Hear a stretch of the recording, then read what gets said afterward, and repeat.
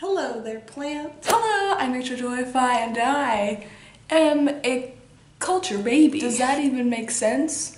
Probably not. I've been in Italy for exactly a month now. It is really echoey in here. I've been in Italy for a month now, and it's so crazy to think, and I didn't really know anything about Italian culture beforehand, and so there are a lot of things that I don't know too much about. So let's talk about it. I'm in constant fear that people are gonna come home and see me talking to myself. First one, cafe dishes. I never know what to do when I'm in small cafes. Like, do I give the dishes to them when I'm done? Do I keep them at the table? I don't want to be rude and, keep it at the table when you're not supposed to, and so I just never know what to do with cafe dishes. I just usually wait until someone else leaves that looks like they're local, but a lot of the times these cafes have no one in them. No one. So I just sit there for a very long time. Also, just ordering things in general is just very, very weird, and a very weird mishmash of Italian and English, and it just doesn't go down well usually. What was that? I don't know how to interact in social situations anyway, and then in foreign countries, just even worse. Next, something I learned is that eggs really aren't a breakfast thing over here. Actually, breakfast isn't really a breakfast thing. It's mainly just like pastries and coffee. Little do they know that I've gotten really into eating eggs since coming here. Let's just do the opposite of everything they tell you. Also, coffee is super important here. It helps you digest your food, apparently. I haven't been drinking that much, but I like coffee. I like digesting food. Also, another thing that, makes me a culture baby is, once I pretended not to know English. I don't know if that's a culture baby thing. It's just a small child in me that just didn't want to talk to someone. So I just pretended not to know English. It's so easy to pretend not to know English. Another time I pretended not to have my wallet because people were asking for donations, and I was like, I didn't bring my wallet. The Italian word for strawberry has scarred me for life because I don't know how to pronounce like the differences in G's, and I tried to pronounce it once and I think I said it completely wrong, and so just the word for strawberry completely scarred me for life. Every time I see it now I'm just like, not that word, the word I can't remember. Do you even live in a city if you don't get hit by a bus, car, bike, and motorbike every single day? That's fun. I'm pretty sure I'm going to be hit by a bus one of these days because I always have my headphones in. I'm just gonna be decked by a bus. Also, public busing. Man, wish I could figure that out. I mean, I kind of know the basics, but I wish I knew actually how to use it.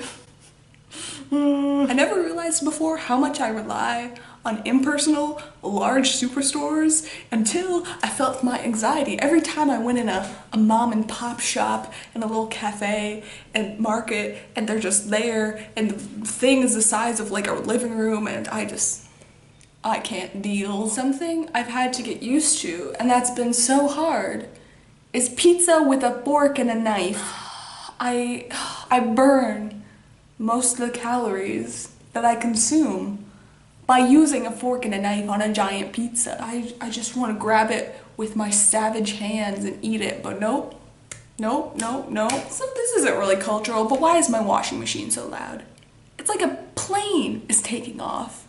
It's so loud. I'm so not used to coins.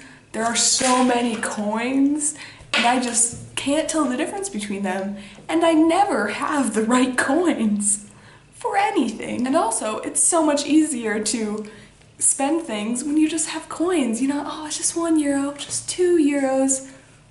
It's dangerous. Tea shops are amazing. I need more of them in my life, and everyone I've gone to here, the one I've gone to here, is superb. I love having options. Kebabs are my entire life now. It's just a fact. So apparently, I was saying grazie wrong all the time I was home and practicing my Italian, and grazie, thank you, is very tricky because technically you say grazie, with the little e at the end. But locals, you know, they're hip and cool. They know Italian, and so they say like grazie because they're local, so they like chop it off nice and short. But if like tourists do that or foreigners do it, then they know they're foreigners because they're not pronouncing it correctly. So what I'm trying to say is grazie. And finally, I wanted to talk about the worst cultural thing for me that just has to do with me, doesn't have to do with them, is sometimes I just forget to speak. Yeah, so you know, most people speak Italian here. Some people speak English, but you know, I don't expect them to speak English, and so I'm always going to assume that they just know Italian. Well, I don't know Italian, and so I try and maybe produce some Italian words, but usually I try and stick to like as few words as possible, just so like there's no misunderstanding. But then, sometimes they speak back to me in English, and I should be like in my brain, oh, they're speaking English, let me speak English to them. But no, my brain just refuses to speak any language. I'll just do like hand symbols and just charades instead of speaking English to someone who obviously knows English and Italian.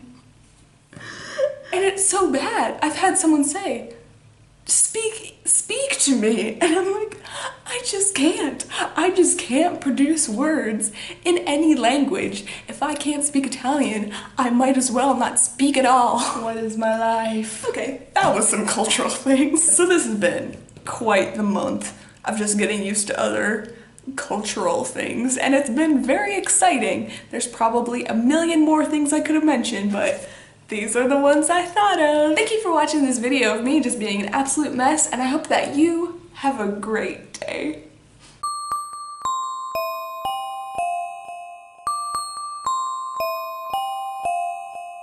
An absolute mess, and I don't remember my outro. A little bit blue. I'm blue, da da